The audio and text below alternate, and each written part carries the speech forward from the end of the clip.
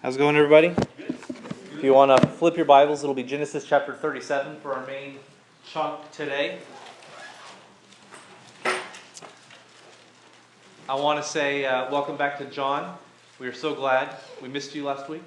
Last week, Jack held down the middle for everybody, but now we're looking a little full in the middle, so good job, everybody. Appreciate that, and it's so good to have you back. I also want to say for our veterans and our veteran spouses, it is Veterans Day. I said this a couple of times from here, and I want to say it again and again because I want you to understand it. Christians should have a special relationship for those, with those who sign up and say, I will put my life in danger for somebody else. That goes for veterans, for police, for firemen. Anybody who would say to somebody, I will put my life in danger so that you can have a better life.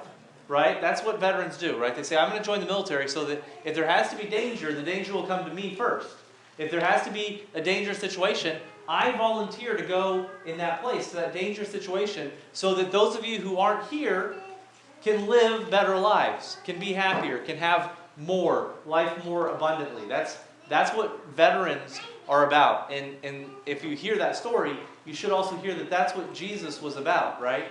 Is that Jesus tells us that no greater love has there is in this, right? That somebody, a man, would lay down his life for someone else. That somebody would give up your life. And when you think about it in this world, when it right down boils to it, your life is what you got. Right? That's it. We have our life. We sell part of our life for money, right? We sell part of our life so that we can be in love with somebody. But the currency that we're always trading is life. Right? I give somebody a few hours of my life, they give me a few dollars, right? I give my life a few hours of my life, and she makes me delicious sandwiches and does things like that for me because she loves me. And then that's her giving her life back to me, right? Is that that's what we have. And so that somebody would take that only currency, that only real currency that you have here on earth, and lay it down for someone else. That's special. That's what Jesus did. And when we think about it, that's to a lesser degree what our veterans do for us. And Christians, when we come to these days like Veterans Day, we should say, we should see in that the love. We should see in that the sacrifice. Even when the veterans don't see the relationship to Jesus that they have, we should see it for them and be so grateful and be so thankful because such a tangible experience of love. And so for those of you who are veterans and those of you who have had veterans as parents and loved ones and have had those sacrifices as well, thank you. We appreciate that so much. And that's what I have to say about that. Our service is coming up with the Pencil Bluff Church. We've been talking to Brother Rouse about getting those things together, and I want to thank our choir for all their hard work. Every Sunday night I hear them up here. I'm sure they're always welcome to have more voices if you were a singer. Really enjoy all the hard work you're putting in, and I'm really looking forward to being able to partner with them. We have two churches here, 3 miles apart, that aren't a whole lot different, right? I mean, it's 6 of one and a half dozen of the others. If you go to their church, they have a lot of folks that are just like you, and if they came here, there'd be a lot of folks that are just like them.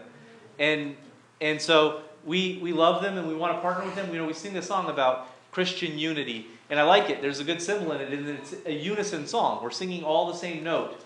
And that's Christianity, right? And so that they'll know us by our love, right, for each other, that we'll work with each other, that we'll be together. And so I'm so glad that this before Christmas, we get to show that we're comfortable with the work that God's doing in this area with other Christians, with other people, that we're not threatened by other churches. And so by that, they'll be here Sunday morning on the 21st, and I want everybody here on the 21st to participate. We'll have a lot of you who are sitting out here will be up in the choir, so we'll need new people out here, okay, to fill up the seats, and let's fill this place up. And then that night we're going to have a prayer service with candle lighting, some Christmas hymns, Christmas songs that we'll sing together, some instrumental stuff. It's going to be a really nice service. We're just sat down with Brother, and we kind of planned, Brother David down there, and we planned it all out, and it's going to be a really good service. And so let's fill that church up Sunday night, okay? So let's just, that Sunday, that 21st before Christmas, let's just make that a day where we go to church in the morning, go to church at night,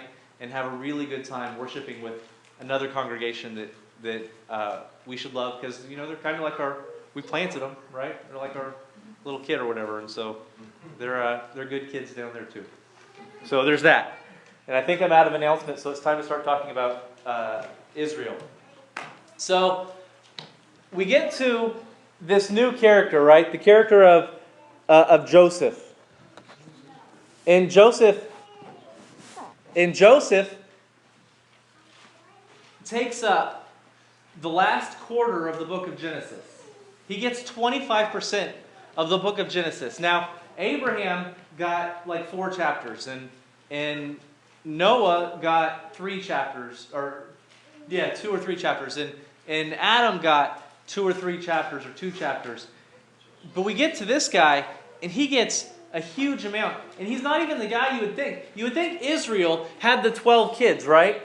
Israel's the one, when God said, I'm going to make your descendants known, and they're going to be big, and they're going to be famous, and everybody's going to know who they are. There's going to be so many of them, you're not going to be able to count them. You think that blessing, that the person who actually that blessing really lands on, that's Israel, right? Israel ends up with the 12 kids who become the 12 tribes, right? That Jacob, who God renamed to Israel, becomes the guy with 12 kids, who, those 12 kids, they get the names of the tribes.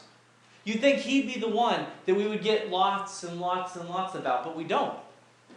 God, for some reason, decides to focus on this other guy. This other guy who's kind of beat up by his brothers, who's kind of picked on, who kind of deserves to be picked on a little bit, who really, really bad things happen to, and ultimately that the founding of the nation of Israel, it comes through Israel the father. But the saving of it comes through this other guy, Joseph. And y'all should be familiar with the stories of Joseph, right? We're going to talk about some of them today. But we'll talk about him going into the next week or two as well. That he's the guy who, he has the event with Potiphar's wife. He's the guy with the coat. He's the guy who gets sold as a slave. He's the guy who has the dreams. He's the guy who interprets Pharaoh's dreams. He's the guy who ends up in prison. He's the guy who ends up in charge of everything. He's the guy who saves his brothers. He's the guy who has all these stories that you know. You know story after story about this guy who, by all rights, you shouldn't know anything about. He was, when he was born, he was the 11th kid in the row, in the line. He was way down the list. He wasn't that important in birth order. You know, if Israel's handing out blessings, he's got the blessing for the first guy, and he's got the blessing for the second guy, blessing for the third guy. I can't think of, if I had 11 kids, I wouldn't have anything to give the last kid. Right? Like, I'm out of stuff. I was like, okay, you get the MasterCard bill. That's all I got left. You know, there's just not much after you get to, you get the one kid, you get your Bible, the other kid gets, your hunting rifle, and then where do you're running out. But this guy becomes the guy. And I think it's interesting that he gets 25% of Genesis. I think it's interesting that he has most of the very well-known stories of the latter half of Genesis are about this guy. And then I think it's interesting that about him, the Bible never says anything bad. It never gives us a story about him where it says, here's where he was morally a bad guy. All of our stories so far, there's some good and bad, for most of them, right? For one or two, there's just mostly bad. But for the most part, so far, all the guys we talked about, they're a mixed bag. And I'm sure Joseph was a mixed bag too. We can all see where he did some silly things and he said some things maybe he shouldn't have.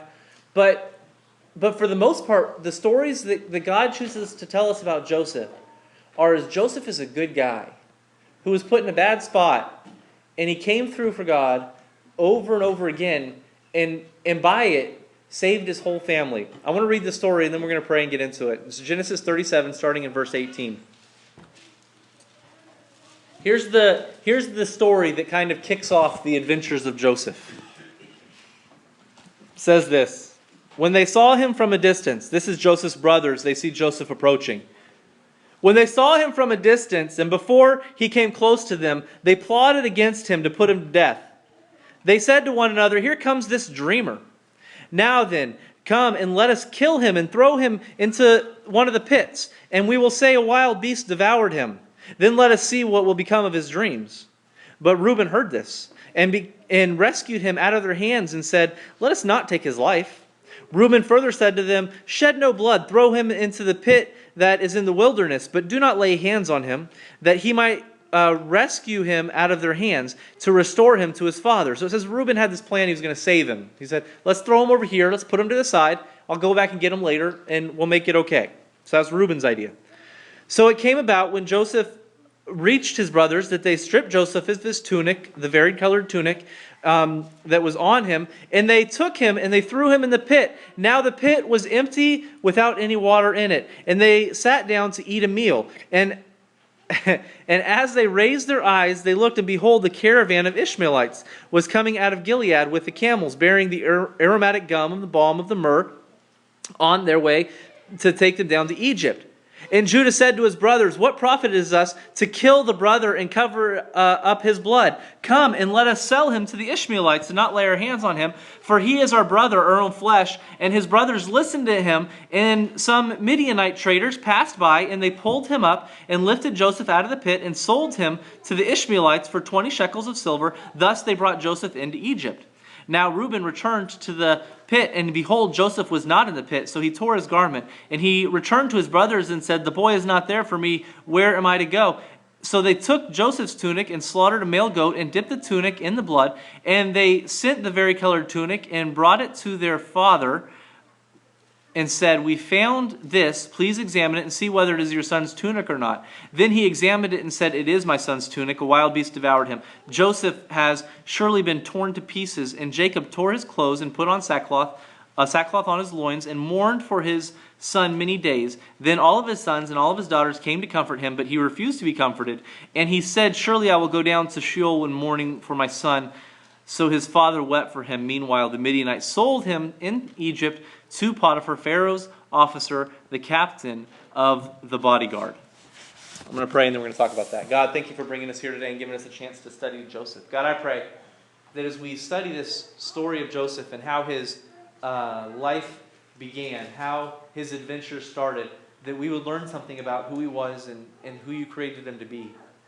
And that as we learn about Joseph, we would learn about ourselves, and that you would open up this story to us, and you would help us understand how we are to take these lessons and apply them to our lives, how we're supposed to learn, God. I just thank you that you've given us the Bible, where you say that every word in it is good for instruction and teaching. And God, I pray that as we read these words, we would be instructed and taught. That as we read these words, we would grow today to be just a little more like you. We pray these things in Jesus' name. Amen.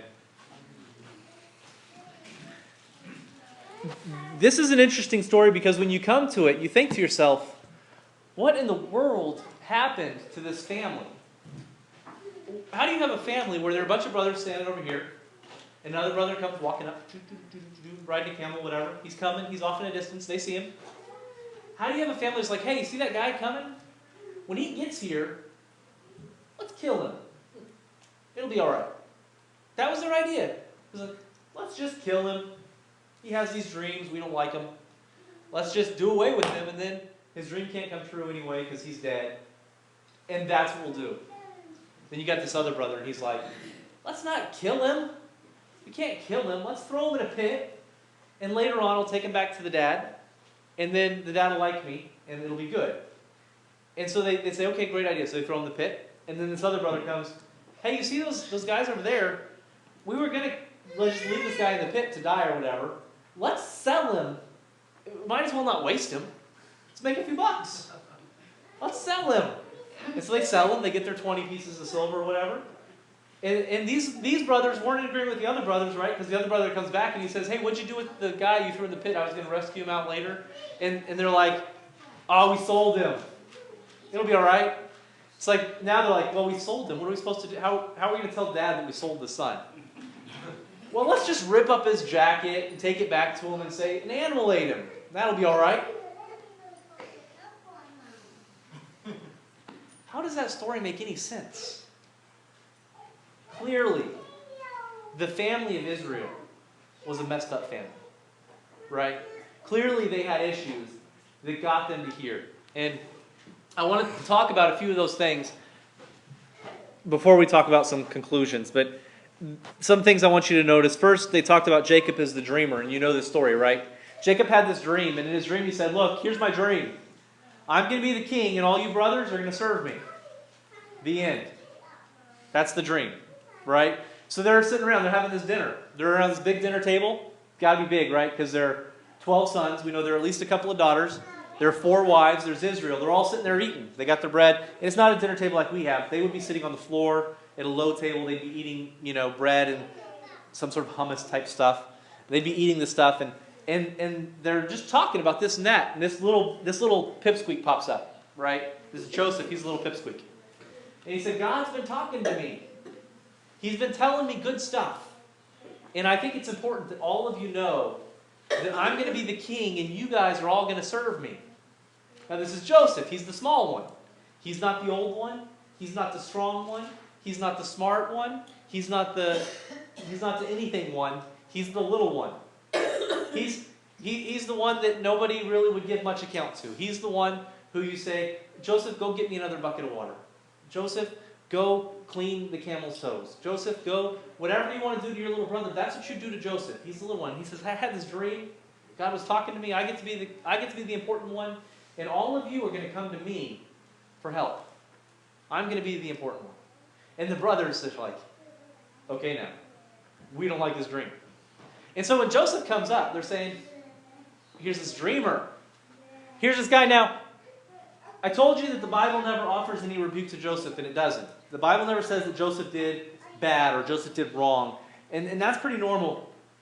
And I would say that while I wouldn't say that what Joseph did was exactly a sin, I mean, he was just telling his brothers the dream that God gave him, we could at least say that what he did was imprudent, yes? Right? If you have a dream that God is going to make you the king of all people, maybe that's a good dream to just kind of keep to yourself. Right? Nobody wants to hear that dream. Right? Think about it like this. Here's something more modern day. If you go down tomorrow and you take an IQ test, and they say your IQ test is, you average is 100 and you are a 470. You have the highest IQ that has ever been. You're smarter than Einstein. You're smarter than Newton. It does you no good to tell your neighbors about that. Nobody wants to know. Right? Your neighbors have already decided how smart they think you are. That's true, right? Is this true? Your neighbors have already decided. And if you go tell them, well, yeah, I got an IQ test. It's 430. I'm super smart. What are they going to think about you? You lied on me. You lied. You get a really good guesser. Yeah, right? They're not going to think good thoughts about you. They're not going to think, oh yeah, you're really smart. Now I respect you a lot.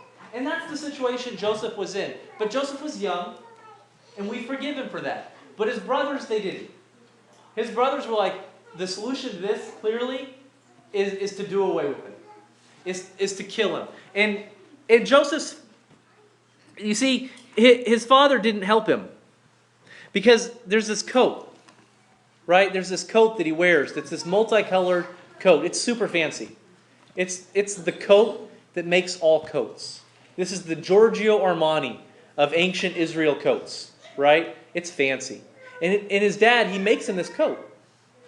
There are 12 of these brothers. You need to understand the birth order. There's Leah who had kids, right? And then there's Bilhah who had kids. And then there's Zilpah who had kids. And then there's Rachel who had kids. And their birth order goes like this. Reuben from Leah, Simeon from Leah, Levi from Leah, Judah from Leah. Dan comes through Bilhah, who's Rachel's servant. And then Naphtali comes from Bilhah, who's Rachel's servant. And then Gad comes from Zilpah, who's Leah's servant. Asher, same way. And then Leah comes back with more kids. She has Issachar and Zebulun. And then finally Joseph from Rachel and later Benjamin from Rachel. Now we can remember the story of how the wives are married, right? There's Leah and there's Rachel. And Leah was the one that Jacob didn't want, right? And then Rachel was the one that they did want. He said, she's the beautiful one. She's the one I like the most. She's the one I appreciate. And so they start having kids. God says, hey, Leah, I appreciate that your husband doesn't love you at all. I see your struggle, that your husband doesn't want you around, that he didn't want to marry you in the first place, and now he feels stuck with you. And so what I'm going to do is I'm going to give you kids. And so, boom, boom, boom, boom, 4 kids. Right? And then Rachel's getting jealous of the situation. And Rachel says, well, I don't like this, and I'm not having kids, so here, have my servant and have kids with my servant. Now, You would think because of their family history, they know that this is a bad idea, but they go on anyway. And so, boom, boom, kids with the servant. Well, now Leah's mad. Well, Leah's like, I got a servant. I can give him my servant. And so Leah gives him his servant. So, boom, boom, boom, more kids. And then God's like, all right, Leah can have more kids again. So Leah has 2 more kids. Now there are 10 kids, and Rachel has none of her own, a couple with her servant. Leah has a bunch, and some more with her servant. And so then Joseph comes in. Rachel finally has a kid. The kid's Joseph.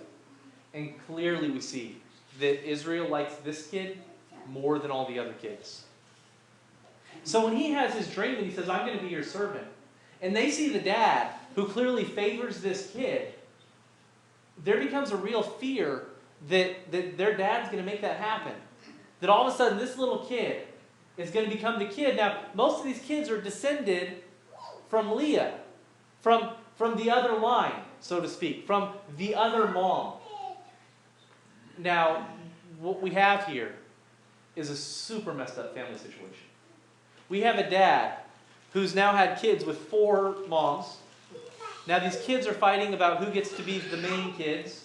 They're having these wars amongst each other. They're not very stable in the way they behave. And now you've got this little kid, and the dad's like, well, I'm just going to shower all my love on the little one.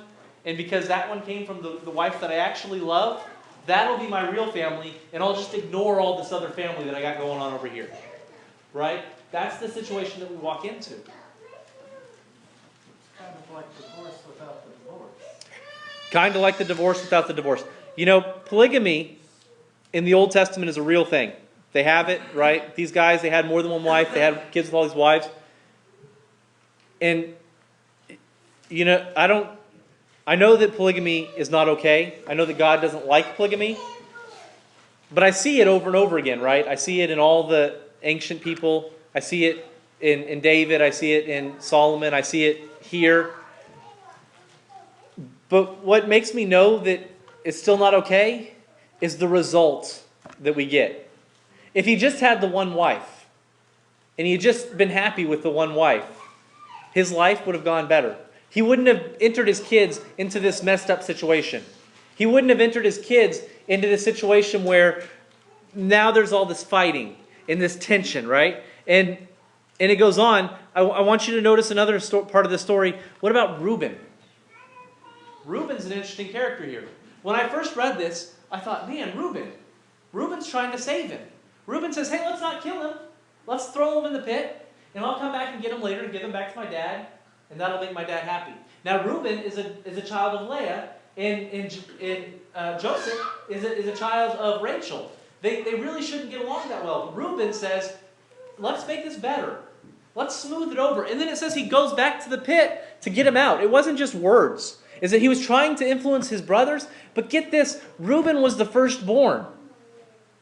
It was Reuben's position to say, this is a bad idea, guys. Let's not do it. And his brothers should have listened to him. But there's other stories we need to understand about Reuben.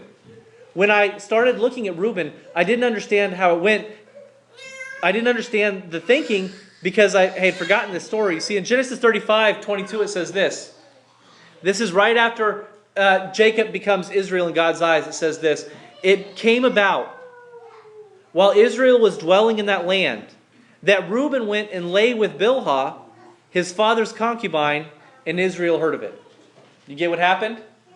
Reuben was the oldest child. And it said that right after the blessing of Jacob, where Jacob becomes Israel, it said Reuben went off with his father's extra wife, and they did their thing, and Israel knew about it. And that's it. It doesn't say he punished him. It doesn't say he did anything about it. It just says he knew about it. He just knew about it. He was probably upset, but he wasn't dad enough to do something about it, to punish his child. You see the family situation here? It's not good. And we get the end of that story in Genesis chapter 49, when Jacob, or Israel, is passing out blessings. He says in verse 3, Reuben, you are my firstborn, my might, and the beginning of my strength. preeminent in dignity and preeminent in power. He says, Reuben, you're the first. He says, uncontrolled as water, you shall not have preeminence. Because you went up to your father's bed and you defiled it, he went up to my couch. He said, because of who you are, you can't have the blessing of the firstborn. You see, Reuben should have been able to say, brothers, let's not do this. But he couldn't. He had no authority to tell his brothers not to do it because he had sold his authority. He had sold his authority for a night with his dad's concubine. Because for a night with his dad's concubine, he said, whatever. Now, we've seen that kind of flippancy before, right? With Esau and his blessing. That kind of just, it's not worth thinking about. It's not worth saving. It's not worth preserving. That uncarefulness. That Reuben, he could have married any of the ladies around him. He was an important person in an important family. But it wasn't worth it to him. He'd rather dig one in on his dad and do the wrong thing. And so when he gets to the situation where he needs to fix something, he doesn't have the strength to do it. He doesn't have the authority to say, hey guys, this is wrong. Because you know what his brothers would have said? What do you know about wrong? Do you want to talk about wrong? I know what you did. Let's talk about what moral authority you come to tell me what's wrong with.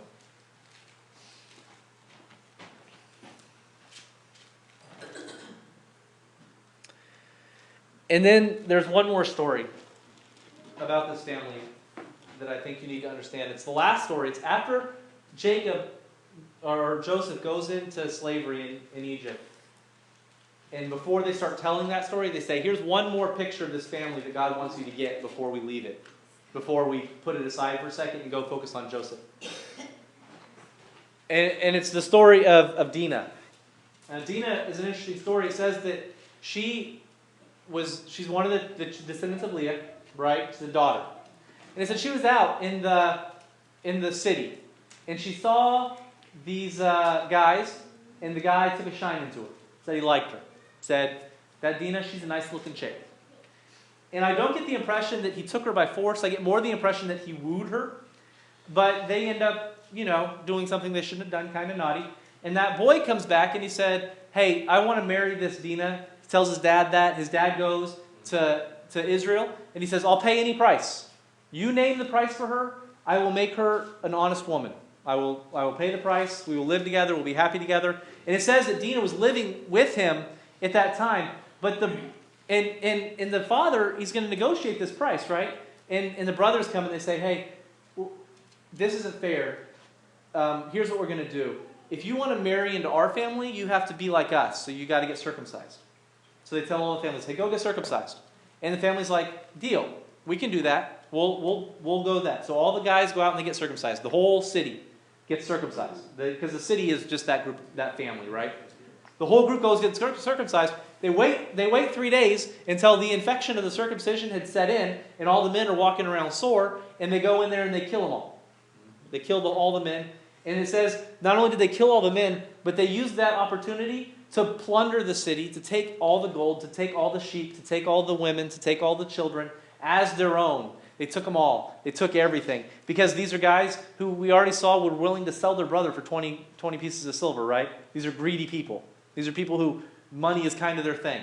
And so they said, look, you did this with our sister. We're pretty mad about it, so we're going to kill you. But just to show you that it's not just about killing you, we're going to take all your stuff too. We're going to own everything. It's a messed up family. You see, Israel was willing to negotiate. Israel, at this point, was a pretty reasonable guy. He said, look, the way I read this story is that Dinah went with this guy because she liked him, right? They had a thing going on. And then this guy comes back and is like, no, you can't do that. That's not the way we do it. So we're going to go ahead and kill you. But the father, he was going to name the price, the reasonable price, what you should pay to marry somebody in that culture. But the father's lost control of his family, right? Right? Like clearly Israel has no control over his family. And that's not strictly Israel's fault. I don't blame Israel for that in any real sense. I blame the circumstance of the situation. And that it does fall partly on Israel. And that he had these 4 women and he's having these kids and he's got this hecticness of moving around and doing this and that and he's playing favorites for the one. And then all these kids are left in this situation where they don't know what's right and wrong because clearly their father's not teaching it to them. Clearly their father's not leading the family in a strong way. Clearly their father's not pushing this family towards righteousness. And the Bible says about Israel that he wasn't a bad guy, that he wrestled with God, and that he had a relationship with God, and that's important. But he had a responsibility here that I think it's clear for us to see that he failed at, right? And in Israel, he tells that to his sons. In the story of Dinah, he says, "Then Jacob said to Simeon and Levi, 'You have brought trouble on me, making me odious to those inhabitants of the land, among the Canaanites and the Perizzites. And my men being few in number, they will gather together against me and attack me, and I will be destroyed in my household.' But they said, 'Should they treat our sister like a harlot?'" That was their justification, right? That justification goes out the window when they stole all the stuff, right? So like, if I say to somebody, guy comes into my house, and he's behaving badly, and I beat him up. That's okay, right? Guy comes to my house, he's threatening my family, I punch him in the face and I send him on his way. I haven't sinned, right? We would agree that that's an okay thing to do, right? He's trying to hit my wife, I punch him and send him out the door. I'm okay, right? My house, he's there, punch him in the face, I'm fine. If I punch him in the face and when he's down, I steal his wallet and send him out the door. Am I still okay? That's what we did. That's what Israel did. They punched him in the face, and while they were down, they stole their wallet and all their stuff. Right? That's the problem. And Jacob comes to him and he says, "Look, you've made me odious. The people around me, they're not going to like us anymore. They're not going to want us here." And we see that, right? We see the increasing tensions that eventually Israel ends up leaving the land altogether to go to Egypt for a long time. And when they come back, nobody likes them. When they come back, nobody's letting them travel through their land. When they come back, nobody's welcoming with open doors, right? Now, the people in the land had their own troubles, right? They did. They didn't love God. They had their own issues. But the way Israel's family is behaving here starts some of that. And so, how does that apply to us? Well, this is what I look at when I see this. I was talking to some people the other day about some kids in the school, and they behave really bad. A couple of kids, they keep getting in trouble over and over again. And the thing that comes up, the common thread with a lot of these kids, is that they're living lives that they shouldn't have to be living. That we have some kids that get in trouble, and we say, "Did they ride your bus today?" "No, they're living with their mom right now." And then 2 weeks later, "No, they're living with their dad." And now they're living with their grandma. And now they're living with their aunt. And now they're living back with their mom. And they're moving, these kids in our schools are moving in 4 different houses because they don't have a place that they can live that's home. When I talk to people in Odin, I talk about the number of kids by percentage in Odin who live with an aunt, an uncle, a grandma, a grandpa, stranger, live with somebody other than a mom and a dad is really, really high. I'm guessing that it's about half our kids are living in this situation where they don't have a mom and a dad in a stable house. Where they don't have a situation where I have a home that I go to every day. And in that home I am safe and secure and okay. That we live in a world where the traditional family is becoming a minority. We're not there yet. We're still okay. But it's becoming higher and higher where these situations are. And here's what I want to say. If you are a grandma or an aunt or an uncle who's taken somebody in and made a home for them, if you are a single parent who has done the best to make your kid a safe home, good. Thank you. You have not done wrong in that. But the Bible sets up a situation where it says, look, the best thing for a kid is to live in this kind of situation. And when we have kids that live in these chaos situations, we get these kids who are chaos kids. Right? Like what we get here 5,000 years ago is a bunch of kids who lived in chaos, right? This is chaos. Those stories I tell you, they say to you, Joseph lived in absolute nightmare chaos. That things weren't safe, things weren't normal, things weren't okay. That he wasn't safe And we see that by his brothers tried to kill him and ended up selling him as a slave. We know he wasn't safe. We know he couldn't have felt safe. He had to have understood some of that danger, as thick as he might have been as a kid, that he had to understand that. But that's true for a lot of kids now too. That hasn't gotten better. You see, we like to look at the old days and say, oh, those were the good old times. But these weren't good old times for Joseph. These weren't good old times for Israel. These weren't good old times for any of these kids. And for our kids who live here, who live in Odin because they had to move in with their grandparents, because their parents, for one reason or another, chose drugs or boyfriends or a certain life that they couldn't raise the kids, that they shipped their kids to live with their parents. That's chaos. And I'm not saying that those kids aren't being raised well. Those grandparents and aunts and uncles are doing marvelous work. And we appreciate them. But that still puts that kid at a disadvantage. That still makes that kid's dealing with something that they shouldn't have to deal with. You see, kids aren't emotionally mature. Most adults I know aren't emotionally mature. Right? Like, you put an adult in a situation where there's turmoil and chaos, and I've seen adults break down and cry, like over simple stuff. We had a guy who was 20 years old who waited tables with me at Spinelli's, and we put him in a situation where he had 2 tables, and they asked him for something, and he just sat down on the ground and started crying, like right there in the restaurant. And we were like, you got to go home, like you can't sit here and cry. And so I waited his tables and left his money for him, and he ended up moving on to a less stressful job. But this is a 20-year-old who faced just a little adversity, just a little, and he was having a bad day, I guess. I don't know. He wasn't emotionally mature. Now we take a kid that's 20. Let's rewind that to 13, and we have a 13-year-old who goes and lives in this house, and then that house, and then this house, and then that house, and then this house, and then this house, and moves around because they don't have a home. They don't have a dresser where their clothes are. They don't have a bed that they always sleep in. They don't have walls that they always look at every night. And then we say, hey, you sit in school and behave. How can we expect kids to succeed in that environment? And to their credit, so many of them do. Right? So many of those kids are doing great, making good choices. But that kind of chaos isn't good. Now I'm giving you a problem that you can't solve, aren't I? You can't tell people, hey, don't do that, because they're going to do it. So what's our role in the church, as a church? Love people. Be clear, steady leadership. That when we see those kids, we don't judge them. When we see those kids, we don't say, that's just a bad kid. They'll never amount to anything.